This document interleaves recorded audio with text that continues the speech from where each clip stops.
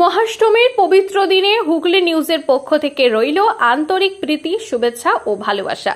আজ আমরা হাজির হয়েছি তারকেশ্বর বয়েজ স্কুল মাঠে, যেখানে দেশবন্ধু ক্লাব সাজিয়েছে এবারের সেরা দুর্গাপূজা। থিম কৃষক বন্ধু। মণ্ডপে গরুর গাড়ি, ধান ভরা রাস্তা, ঢেঁকিতে ধান ভাঙার দৃশ্য সবই যেন তুলে ধরেছে বাংলা গ্রামীণ জীবনের আসল ছবি।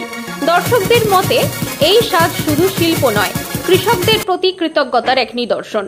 সাংস্কৃতিক অনুষ্ঠান, গান, নৃত্য, আবৃত্তি মিলিয়ে অষ্টমীর দিনটা হয়েছে আরও আনন্দমুখর। দর্শনার্থীদের ভিড় জমে উঠেছে, আর সবার মুখে একটাই বার্তা: কৃষক ছাড়া আমাদের বেঁচে থাকা সম্ভব নয়। তাদের সম্মান জানানোই এই থিমের আসল উদ্দেশ্য। দেশবন্ধু ক্লাবের এই অনন্য উদ্যোগকে অভিনন্দন জানাই।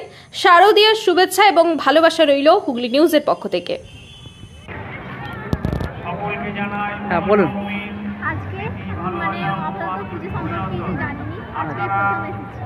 আচ্ছা, কেমন লাগছে? আচ্ছা, কার সাথে এসছেন?